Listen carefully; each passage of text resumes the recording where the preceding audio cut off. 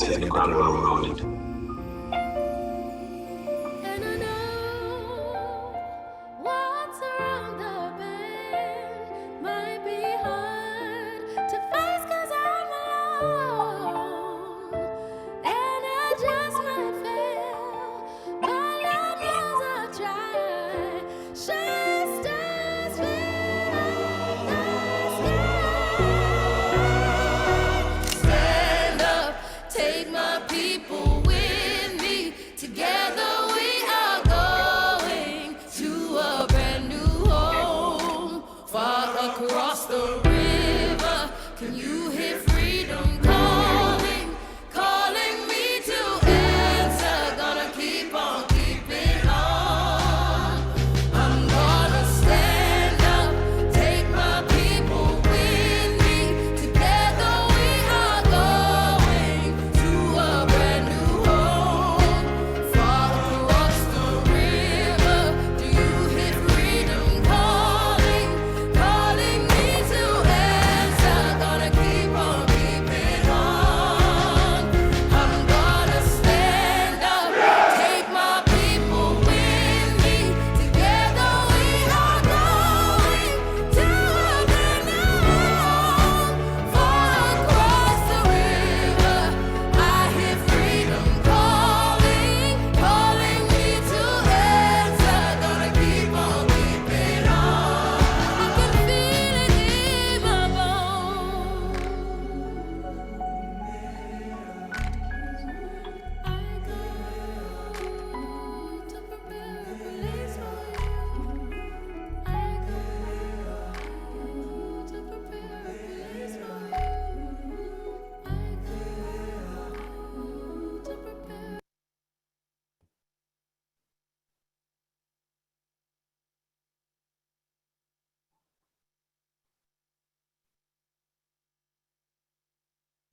All right, let me put this in presenter mode. Welcome, everyone.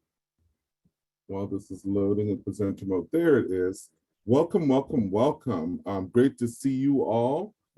This is our first workshop on the System Performance Measure. So this is the System Performance Measure Racial Equity Action Lab. I know there's been a lot that's been going on in the world. There was the Buffalo Massacre. There was the shooting that happened in Texas, right? And we're just upon the 10th anniversary of the Sandy Hooks Elementary School shooting that happened. And so I hope that you all are taking good care of yourself, focusing on workplace wellness, self-care, and collective care. It's been a tough year, and there's a lot going on. But I just wanted to take that moment to acknowledge that for most of us, we're bearing a lot, right? But thank you all for being here. All right, so today is, we're going to talk about the system performance measures and really have some good examples for you all to really begin to dig deep. And we're also going to have a lot of time for some questions and comments as well. But first, we want to know about you. So in the chat, if you can type your name, your pronouns, your racial, ethnic identity, and the organization and region that you're a part of. So give folks a moment to do that. Your name, your pronouns, your racial or ethnic identity, and the organization and region where you are. And while you all are doing that, let's introduce our team. And we're not going to have people introduce themselves, but we are the Racial Equity Action Lab team. And we're made up of a host of organizations coming together. TAC, the Technical Assistance Collaborative. We have C4 Innovations.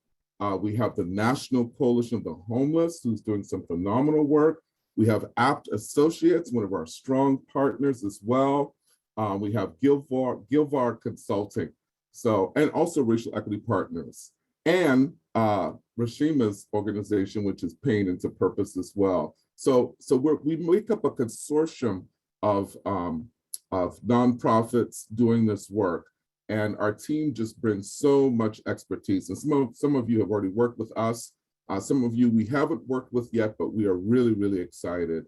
And this team really brings a depth of experience. So that's who we are. And I see some of the names coming in the chat now. Thank you all. I see we got San Diego in the house, Riverside County. Good to see you, Roshana. Nice. Kim, also from San Diego. Emma from Napa. Welcome, Emma. Nice. Veronica. Kimberly from Santa Barbara. Nice. Thank you all so much for being here. How many people we have on this call? We have approximately what? 58 of you here. So welcome, welcome, welcome. So I'm going to turn it over to Rajni, who's going to give us some grounding. Hello, namaste, and welcome everyone. So grateful to be gathered in community and to do this important work together. Thank you, Lamont, for everything and starting us off today. And I just want to give us some grounding to humanize the work that we are doing collectively. So in our introduction session, we talked about this slide specifically, looking at inequality, looking at the focus that we've historically had on equality, but knowing that in order to have equality, we must have equity. And of course, our collective focus in all of this work remains on justice, moving the needle towards economic, racial justice, gender justice, and all of the intersectional lenses as we do this work. Lamont, can you change the slide for me? Thank you. And here, just as we think about our why, again, remembering the disproportionality that we continue to see in our Black and Brown communities. So again, thinking about how Pacific Islanders are 9 times more likely to experience homelessness than the general population. Indigenous individuals, communities 4 times more likely. Black individuals 3 times more likely. And we start to really see these disparities among our Black and Brown communities. And especially you see this magnified in the state of California, from our tribal nations to our Black communities, Latinx communities, especially. Again, reminding us of this work and how important it is. Lamont? So here, just again, as we ground ourselves, remembering that as we come together for this racial equity lab and working to advance racial equity, we come across a lot of different terminology and a lot of words. And language matters. It's something that gives us contemplative pause to think about, to be mindful, knowing that different communities also prefer different language. And so one of the things that we just want to share, we have some new communities that have also joined us now, is that, you know, as we talk, if there are acronyms or if there are terms that need to be broken down, let us know. We're going to have coaching sessions coming up, and we are all here in this work collectively to support each other, again, moving towards the goal of racial equity, the goal of ending and preventing homelessness. Now, you see our framework is targeted universalism. And of course, our approach, those of you who have been part of phase 1, remember our focus with the SMARTY goals. And we are going to dive back into SMARTY as we continue to do this work.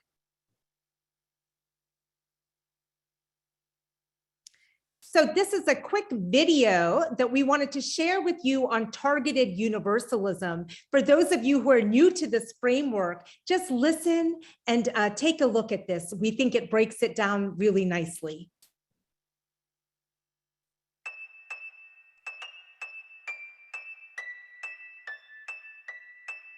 What is the most effective and sustainable policy response to problems in our society? Universal approaches are widely used in order to package policies for broad appeal. Universal policies such as Social Security and minimum wage provide the same benefits or minimum protections to everyone, regardless of status or group membership. But by treating everyone the same, universal approaches can't root out group-based discrimination It may actually deepen inequality between groups rather than reduce it. And by providing benefits or protections to everyone, resources that could be targeted to groups worse off instead flow to those who are better off. In contrast to universalism, targeted approaches are commonly used. Targeted policies provide benefits or protections based on group membership or status. SNAP, the food stamp program, conditions benefits on income level. The Americans with Disabilities Act requires public accessibility for disabled groups. And affirmative action focuses on historically disadvantaged groups. Targeted approaches are vulnerable to the critique that they unfairly favor constituent groups over the public good by directing resources to marginalized groups who are already subjected to unfair stereotypes. But universal and targeted approaches are false choices. There is a third way, targeted universalism. Targeted universalism means setting universal goals that can be achieved through targeted approaches. This approach targets the various needs of each group while reminding us that we are all part of the same social fabric. This can be accomplished by following 5 steps. First, set a universal goal. For example, 100% proficiency in 8th grade math. Second, measure how the overall population fares relative to the universal goal. In this example, we might discover that only 80% of 8th graders are proficient in 8th grade math. Third, measure the performance of population segments relative to the universal goal. So although 80% of all 8th graders are proficient, we might find that only 70% of Latinx students are proficient.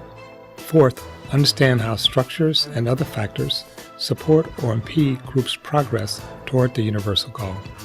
For our Latinx students, classroom instruction materials and lessons designed for English speakers may impede learning, including math proficiency. Finally, implement targeted strategies so that each and every group can achieve the universal goal based upon their needs and circumstances. This may take the form of ESL-specific math tutoring for our Latinx students, while another group may require a completely different strategy to achieve the same universal goal. Targeted universalism rejects a blanket universal, which may be indifferent to the reality that different groups are situated differently relative to the institutions and resources of society. By aspiring toward shared universal goals, targeted universalism empowers targeted strategies capable of achieving those goals while moving us beyond concerns over disparities alone and toward our highest aspirations for all.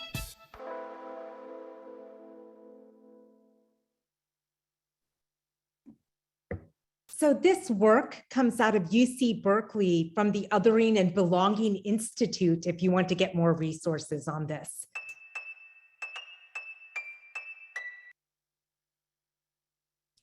And so again, here we have our 5 steps. We talked about this at our introduction session. And again, all of our slides will be available for resources and references for everyone. We just wanted to share that this is what we are currently focused on. You see the yellow text box there with the red arrow. We are in between these 2 spaces now, focusing our energy as we continue to move forward. And then, of course, our SMARTY goals. We're going to be using the SMARTY approach to push all of us to maximize our impact and to see direct results. And so again, SMARTY coming from the SMART model out of business, but adding that I and E, inclusive and equitable. And again, making sure that our goals are specific, measurable, attainable, relevant, and time-bound. And so we're going to push everybody, all of us collectively, to keep going back to SMARTY as we create and work on our goals. And this is a mural. Those of you who come to Atlanta, again, you may want to check out. Love and protection. This work is rooted in love. So here you see what we have highlighted is this is where we are currently in the process, working to co-create racial, societal equity SMARTY goals that correspond with the SPM outcome goals. Now, again, this is the work that is due by June 30th, 2022. So we're going to have workshop 1 today with several examples John is going to give you. We're going to have workshop 2, continuing to look at these SPM outcome goals. And we'll also have coaching sessions as well. And again, all of these slides will be sent out as well for reference. So let us remember that the part that you see listed here, where it says fast forward, these are all best practices and parts that we are going to be working towards, but we're going to get to that after June 30th. Right now, our focus is to co-create really specific, SMARTY, racial and social equity goals that correspond with those SPM outcome goals.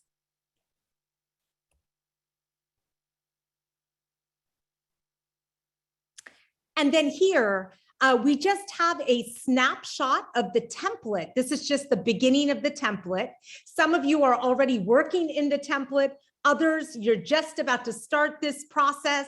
But again, where you see the arrows, these are the sections we are focused on that have to be finished by June 30th. And of course, we have the link as well, and we'll be sure to share that out as well as we all dive in. And so next, we're really going to get to see some specific examples. Our hope is this is going to help communities unpack and dig in deeper into this really important work. And before I turn it over to John, I will just remind everyone, as Dr. King said and reminded us over and over again, this is collective work. This is about beloved community, and justice is going to take all of us. John. Thank you, Rajni. It's a pleasure to be with you all today. I'm really looking forward to participating as we move forward. If we could go to the next slide, Lamont. So we're going to get really concrete. So we covered a lot of ground so far, and there's a lot of really great learning offered around the foundations of this work. And we felt like it would be really helpful to go through some very concrete examples. And so if you could go back just one slide for one moment, Lamont. So I'm going to introduce this in a second, but we're going to walk through some concrete examples for the first 3 system, or the first 2, actually the 1A, 1B, 2 and 3 of the performance measures, and provide some real examples and kind of get into the meat of this. And then hopefully that will engender some good questions, comments, discussion, et cetera.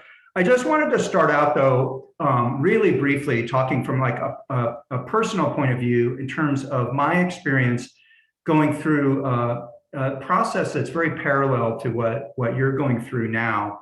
And again, make it very concrete. So when I was, as part of my work in King County, Washington, which is the Seattle area, I led the startup of a mobile medical program in 2008 to provide medical, dental, and behavioral health services to people living homeless in the suburban cities, a vast area of suburban cities south of Seattle. And during the process of our planning the program, we convened a series of meetings with people living unsheltered and using church meal and clothing programs on a regular basis. We knew from experience that we needed to talk to them directly about the barriers that they were experiencing in order to craft the program in a way that was responsive to those barriers. And that input was extremely helpful to the development of a program, which turned out to be quite successful. And then we continued to get that input as we expanded the program throughout the county. At the same time, there were some really critical missing steps in our process. So at the time, we didn't know about the dramatic overrepresentation of Native and Black residents, as well as a real but a little bit less pronounced overrepresentation of Latinx residents in experiencing homelessness in King County. So years later, we learned after we had started up the program that the Native Americans made up 15% of the people experiencing homelessness, compared to less than 1% of the general population. that Black or African Americans made up 25% of people experiencing homelessness compared to only 6% of the general population. And Latinx residents made up 15% of people experiencing homelessness and about 10% of the general population. Again, this was in 2008, years before the COC began publicizing disaggregated data showing these kinds of just disparities. And really, you can use the word disparities, and you can also just use the word injustice, right? So these are injustices. And when we were designing the program, we didn't have those in mind when we were designing our outreach. So we didn't specifically target in our outreach Black or Native people. And based on my memory, most of the people we interviewed were white. And this wasn't because of any conscious decision, and I don't believe on my part that wasn't my intention at all. But we just didn't contemplate the importance of specifically seeking out these voices and to going to places where Black or Native people experiencing homelessness were likely to frequent. And then when we started the program, we developed our progress measurement goals and our metrics.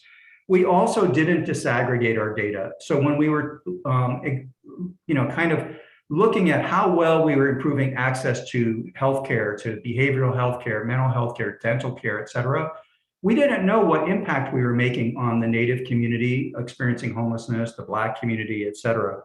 So if you fast forward about 10 to 15 years, we see that in Washington as well as in California, this disaggregation of data by race is happening. And more we're collectively working together, as Rajni said, to identify disparities and then go deeper to look at what the barriers are that are driving those disparities and those injustices. And the one thing I wanted to say as we get into these examples is the one big takeaway, and we'll talk more about this in the workshop too, which will focus on the 4, 5, and 6, the system performance measures, is we learned in King County to resist the impulse to jump to a quick technical fix. We really need to engage those communities. We need to remember that the people closest to the problem are closest to the solution, that getting into the weeds and asking really hard questions of all of ourselves. Like, for example, why does it take longer for unsheltered Black folks who are engaged during outreach to be placed in permanent housing than it does for white folks that are also living rough? That may not be the case in every community, but it's the case in a lot of communities. Or how can we adjust our homeless prevention programs to specifically target reductions in rates of first-time homelessness in neighborhoods or zip codes with high populations of Pacific Islanders or African Americans or Native or Latinx households, and high eviction rates, where we know that first-time homelessness disproportionately impacts those communities, right? So we have to ask those hard questions. And go ahead, Lamont. We're going to kind of go through these examples with that goal in mind. So, and I'll pause after each one of these examples. We're starting with system performance measure 1A, reducing the number of persons who experience homelessness, right? So the most basic measure of the success of the homeless response system. You can see that we've gone through the steps in the process from going from a universal goal to a targeted strategy, which again was those 5 steps we showed on that slide earlier.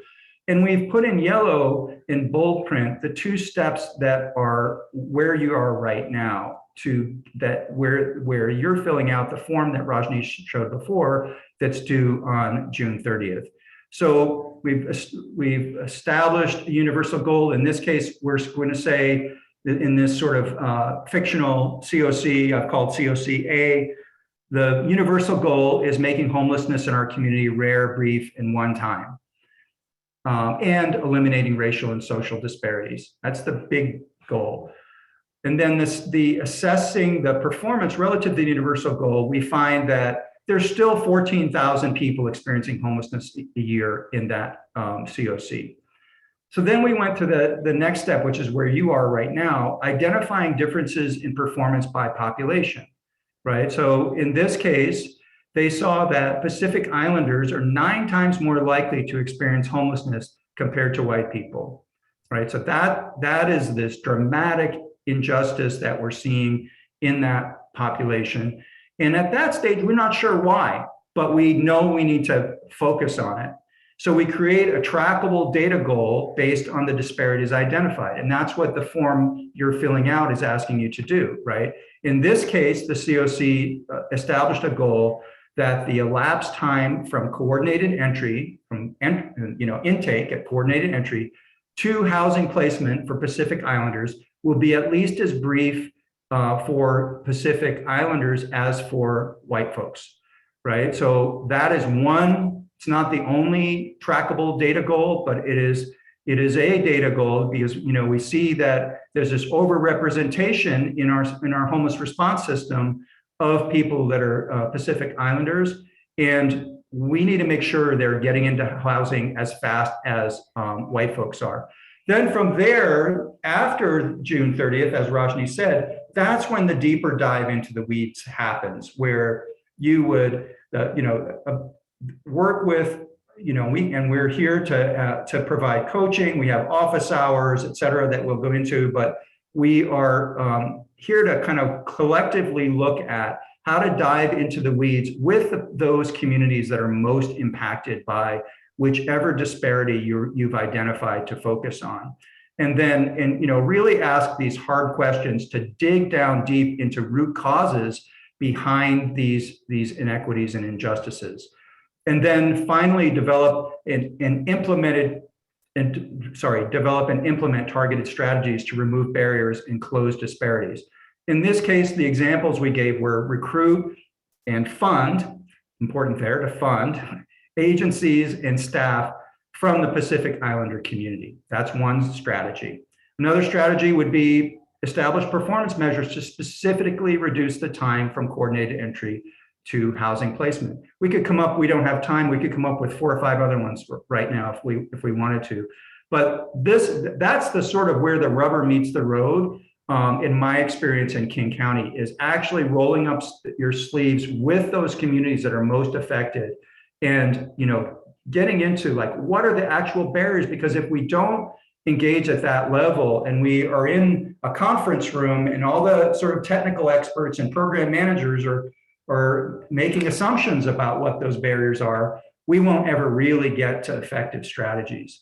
So I'm going to pause there. I said a lot, and hopefully you're still hanging in there, but wanted to see if there are any questions or comments about this first example. It looks like Jillian has a question. And if other folks on our team could point out if you see a hand raised. Go ahead, Jillian. Okay, thank you. So what I'm looking at on the screen is in the yellow that this, what you stated here would be the outcome goal. And then underneath that though, are those the strategies that you're finding that are correlating to the strategies that you have within the rest of the HAP application? Or are you combining, like where it says Pacific Islanders are 9 times more likely to experience homelessness, that piece with the what your plan to do is within the outcome goal? Well, so what we're focused on now is for each system performance measure, so in this case, reducing the number of persons experiencing homelessness, you are, thank you, we're going back to this slide, you already have filled in up above what your specific information is there, and then you are required, if we could make this, well, I can make it bigger actually so I can read it. Then you're down below, outcome goal number 1B, reducing the number of persons, oops, what happened to that? Can we go back to that slide? Oh, thanks. Reducing the number of persons experiencing homelessness on a daily basis. We have at the very bottom, your goals related to underserved populations or populations disproportionately impacted by homelessness. So the step of identifying the data goes in the bottom left-hand box, and the step of what is your outcome goal around racial equity goes in the bottom right-hand box. And then to get back to your question, Jillian, what what we had on the thank you, Lamont. What we have on underneath the yellow boxes, it are the process for developing strategies specific to that racial equity outcome goal that you've established. Does that make sense? And chime in, Lamont, or anyone else if it could. No, that's thank you, John. And so basically, Jillian, the part, if we go back to the form that you'll be filling out, so you have this outcome goal, reduce the number of persons experiencing homelessness, and you all are going to set that outcome goal and fill that in there. And then you have a goal that supports that, that's related to underserved populations. So that's your racial and our social equity piece. And so going back to this, that's that trackable goal. So that's where you would put the elapsed time from coordinated entry to housing placement for Pacific Islanders will be at least as brief as for white folks. And the yellow box above this one, identify the differences in performance by population. That's where you would use your landscape assessment, that data scan, that disaggregated data, to look at what are the different groups that are overrepresented, not just racially, but also it could be disabled populations, LGBTQ two-spirit, and other groups. I see a thumbs up, Jillian. Does that sound good? Yes, very, very much appreciated. Thank you very much. Yeah, no, thank you for asking. Thank you for your question. Are there other people with their hand raised, or I'm just doing a quick scan. No hands at the moment. Okay. Oh, one, Christy from Merced. Hi, Lamont. Hi, John. Hi. A big Pacific Northwest shout out. I'm from Portland. Woohoo! My friends, this is probably very remedial. Teach me, do you believe that looking at our racial data on a COC level and comparing not only times on the CES list, but time spent perhaps in any one given part of the continuum based on race, do you think that's a good place for us to start with our outcome goals? So those that were housed and now falling out of househood, are those all good metrics that we should be looking at all the way through the continuum to begin to make our racial equity goals? Or am I on the right track? One of the people on our team want to take a crack at that one, Lamont, or someone else? Maybe I'll start, and then I think we got Apt also in the room. But you are on the right track, Christy. And as you know, there are 6 system performance measures. So you're going to pick something that's really going to align. Like when we look at this first, let's go back to one that has the different system performance measures. 1 second. So when we look at this first system performance measure here, it's reducing the number of people, number of persons experiencing homelessness overall. So when you're doing like your data, you're disaggregating your data, you might choose a goal that is gonna best help to reduce the number of people experiencing homelessness. This 1B though is reduce the number of persons experiencing homelessness on a daily basis, right? And there are 6 of them. One looks at returns to homelessness, right? Let's see what number 2 is. Reducing the number of people who become homeless for the first time, right? So that's the overall system performance measure outcome goal, and you guys will set some metrics there. So as you're thinking through things in the creative way that you are, what is a racial equity or social equity goal that is going to support your community's efforts in getting your incentive bonus funding and reducing the number of people who are becoming homeless for the first time? And Aubrey, did you have anything else that you wanted to highlight? Aubrey's with Apt. Hi, everybody. Nice to see you. Lamont, I think that was a great overview.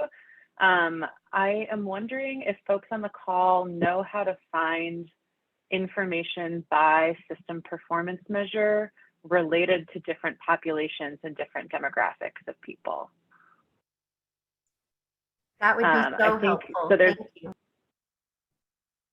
Yeah, so there's another team at APT that has a different contract with the state of California, with Cal ICH, that have been doing a bunch of stuff with HDIS to develop what they're calling kind of baseline table shells that show a breakdown by system performance measure of different groups of people. My understanding is that those have been distributed to communities in California, but our teams have not yet gotten a chance to connect on this. So I don't know for sure, and it sounds from the chat and Christy from your response like that it's not super clear whether those have been distributed.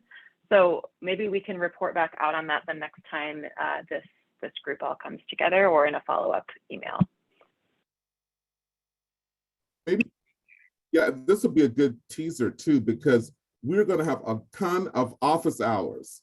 And so because some communities may not understand what Aubrey's talking about, in our very first office hour, we're going to offer a mini course on that, and we'll record that first part.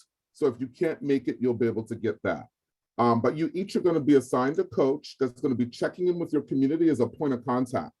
So all 110 of you will have someone that's going to be your point of contact, and they're going to email you. They're going to say, how are you doing? What do you need? Let them know that you need some help with disaggregating the data or using that information that Aubrey just mentioned, and we will get you that support. Rajni. Yes, Aubrey, I just had a question. I know the data is being, the baseline shelves that you mentioned is being distributed. Are people able to access it somewhere as well? Because some of the COCs, Veronica just put in the chat, they're meeting tomorrow. And I know Jillian in Sacramento, they also had a deadline as well. And so I just wonder if there's some common access place for folks if they need to get that data quicker. I am like pinging someone actively as we speak to get a better sense of where it lives. I don't have an answer. So let me see if I can get an answer to that in the next couple of minutes. And sorry, go ahead. Can I jump in really quick? This is Amber from Cal ICH. I wanted to let you all know that we did send out that baseline data quite a bit ago. And so that was sent to all COCs, counties, and large cities.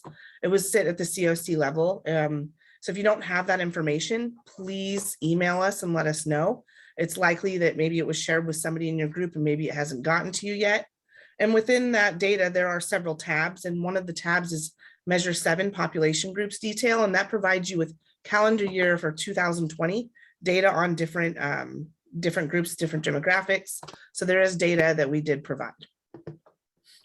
Amber, while you have the floor, would you mind answering Noah's question in the chat, please, about the way we displayed the form, the items to fill out for that are due June 30th. He doesn't recognize that format.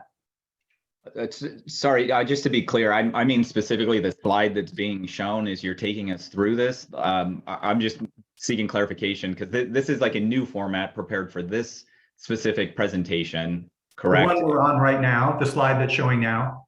Yeah, because it's just, this is a whole different way of looking at this than we've seen previously. So I just want to make sure, like, this is new. It's not something I missed. Correct. We're breaking down the process of getting to your this first step that's due June 30th by going through the steps that are on the slide that was just up a moment ago that went through the examples. Lamont, I wonder if we might go to 1B and give another example that would maybe spark some additional questions. Sounds great, but I see Miss Veronica. Oh, okay. I really just wanted to quickly clarify what Amber had just shared. The data that we were talking about, I can find it in tab 7 for Measure 7, right? Or is this additional information that I don't know about? Yes, there is tab. There's a tab on the there's a tab on the data on the table shell that we sent you. Tab 7 has population group details for calendar year 2020. So it's hard to find. You might have to scroll over, but it is there. Okay, thank you. Thank you, Amber. Great. And Okay. that- Also that the baseline data has been provided. So if your community doesn't have your baseline data, please email the HAP inbox or contact someone at Cal ICH. Because I see that some of you are going to be looking at that tomorrow. So hopefully you get that in time. John. Okay, so we're going to go through 1B. If you could advance one, Lamont, please. Okay, reducing the number of person experiencing unsheltered homelessness on a daily basis. We just said if this community, COCB, had established the universal goal of reducing the average daily unsheltered homeless count by 50%, then they assessed their performance on the universal goal. They found that they reduced it by 21%. So progress, but they haven't met their goal. Then when we get into what you're working on right now in breaking down performance by population, they find that the average unsheltered count for Native American single adults represents 16% of the average count for all groups, yet Native Americans only represent 3% or make up 3% of the general population. So that's a very dramatic, like 5 times, over 5 times the disproportionality. And then they see that the trackable goal that the COC created, and again, this is just an example, was reduce the daily count of Native American single adults experiencing unsheltered homelessness by 80%. That sounds like a big goal, but that's what it would take to get it in line with the percentage of the overall population.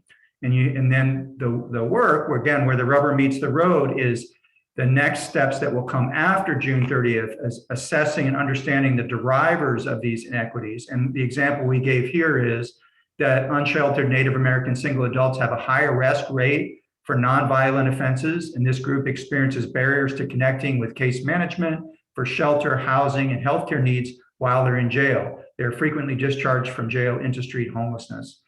Then the targeted strategy that we gave as an example is redirect resources to improve access to case management for unsheltered people in jail and facilitate immediate connection to housing and healthcare upon release.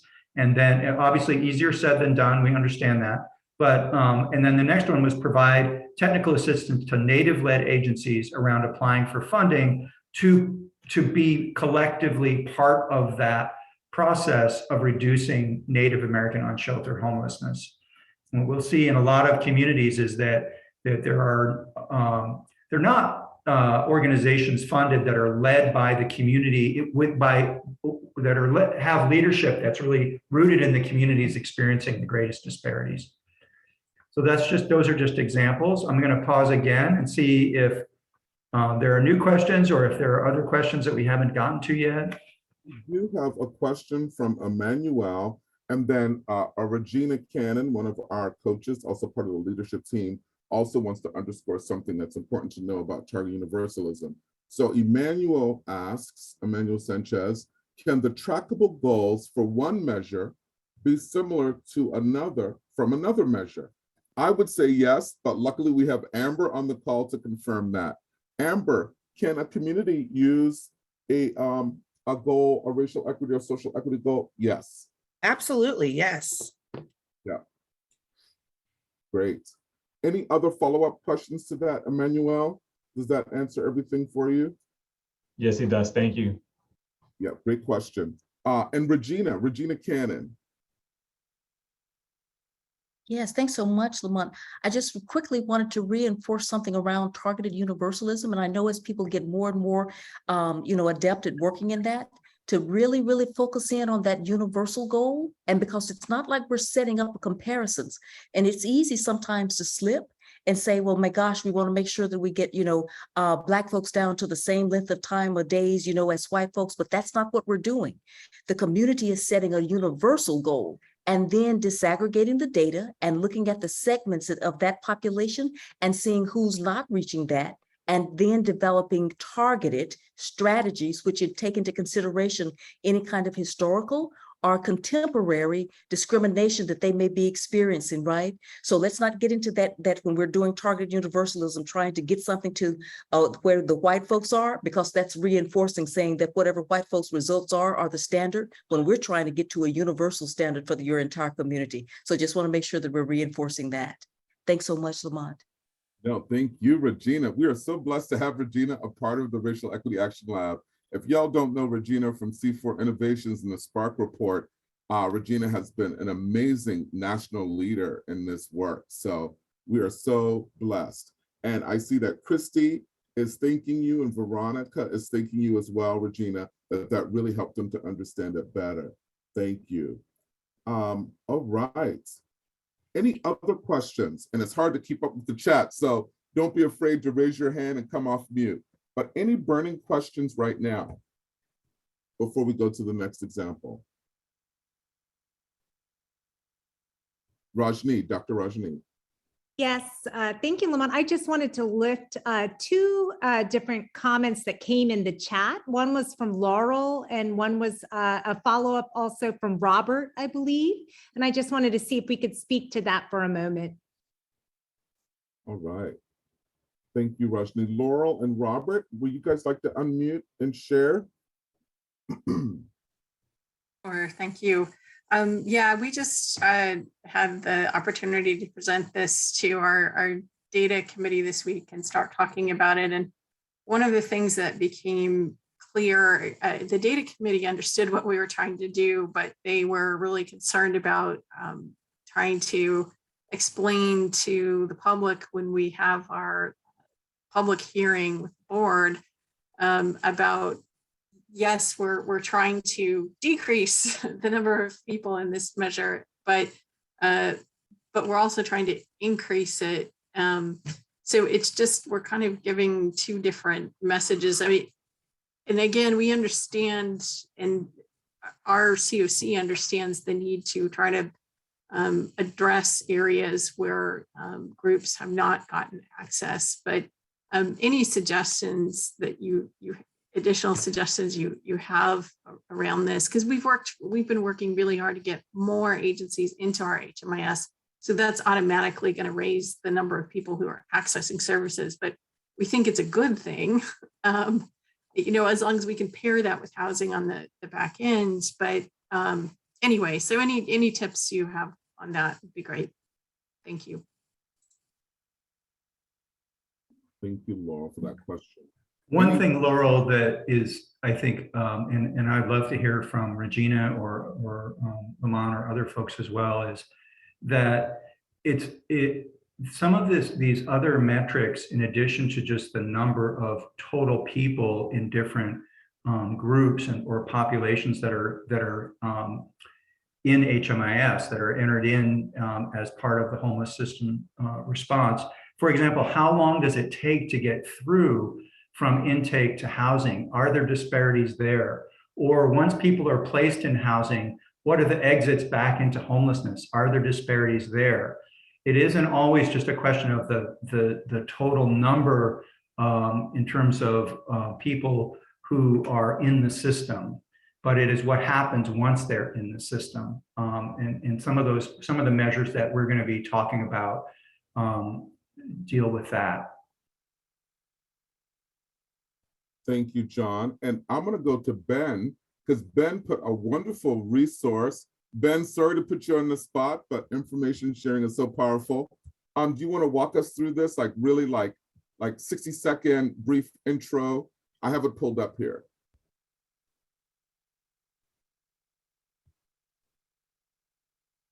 Can you hear us, Ben? Yeah, hi, everyone. Yeah, so HUD publishes a COC analysis tool for race and ethnicity, and communities can download. It's an Excel worksheet that has drop downs by COC. So if you click on that racial analysis tool, this middle link there, it's an Excel file that has a drop down where you can select your particular COC, and it'll show you different race and ethnicity data and disparities. So if you click over to the second tab there, Lamont, you could just select the COC and it will populate. Okay, so let's select the COC. Uh-oh, am I having a download file? Let's see here. I have to download. Lamont, it looks like it's view only for you right now, so it won't let you make edits. Right. Well, maybe because of the time, we can't go too deep into it. I'm opening the file.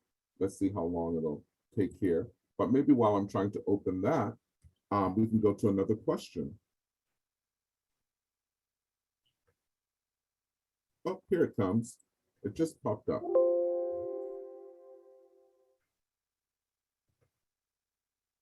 So much open on my computer.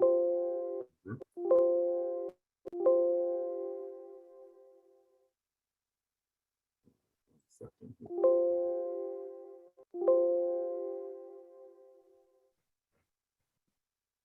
While I'm moving this over, does anyone have another question?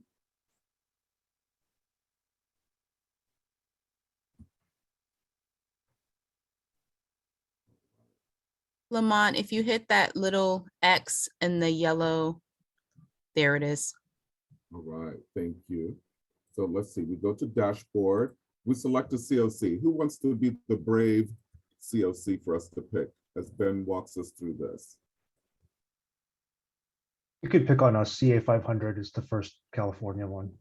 Okay, so CA, I think we have to scroll down, huh? Yeah, okay. CA, oops, scroll down too far.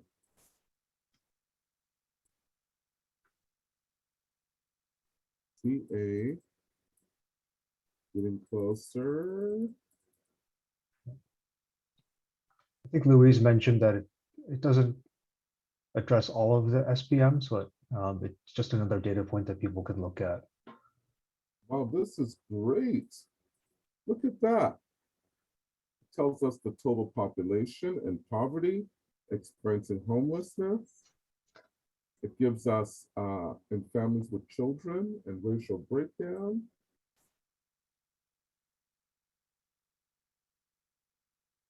Veterans, young people. Wow, this is great. This is awesome. One thing I would also point out about this, it is great to be able to compare all of these different things. And I think it was Louise who said that it's really a comparison of folks in poverty and people experiencing homelessness in shelter and unsheltered. I believe the main data source for homelessness is the PIT count. I can't remember if there's any HMIS or HDIS data that gets pulled into here. So it's definitely a good point of kind of comparison or like checking against other data sources. But when it comes to system performance measures, it really doesn't include some of those pieces, like Louise said, that would really feed into the system performance.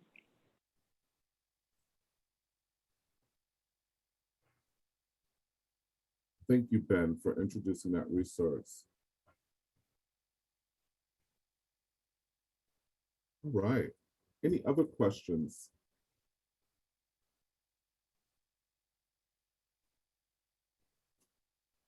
So John, do we want to move into number 2, our third example? Sure, we have just a couple of minutes, but I'll just go to the yellow part just to give these examples, right? So oops, what happened? Can you go back to number 2? Okay. Latinx families with children becoming homeless for the first time continue to be overrepresented. They comprise 42% of all families with children becoming homeless for the first time, while Latinx people make up only 29% of the community's overall population. And then again, taking sort of specific aim at reducing the number of Latinx families with children becoming homeless for the first time, and then really looking at, as you get into the strategies, looking at how are the resources being, how could they be distributed differently, or so that the neighborhoods and the zip codes with high concentrations of evictions where people end up in the homeless system from those zip codes and neighborhoods that are also have a high number of or high percentage of people who are Latinx in them. What are you doing in those neighborhoods? That would be an example. I think though we're just about out of time and want to just see if Lamont, you want to move on to the wrap up? Yes, so we have office hours that are coming up. Our next office hours is going to be on May 31st from 1 to 2 Pacific time. And there are going to be additional Tuesday and Friday sessions to follow. And so Cal ICH will send that out to you all. But we're attempting to have at least 2 office hours each week. And also, you're going to be assigned a coach that's going to be reaching out to you all as a point of contact. And so they're just going to check in and say, what support do you need? How are you in the progress? Some of you might be much further along in the progress.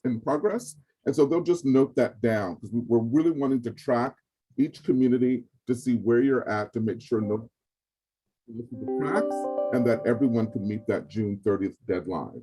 So look out for an email from us with your coach checking in on progress, and also for emails about office hours that will be coming up.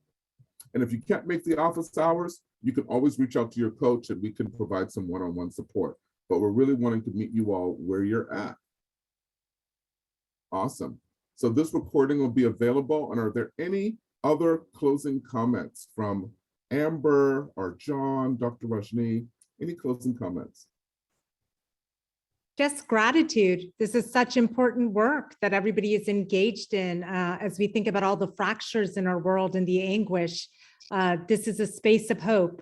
So continue onward and upward. Thank you all. Thank you, Rajni. All right. Well, you all, I hope you have a nice long Memorial Day weekend. Get some rest. Focus on some wellness. Thank you.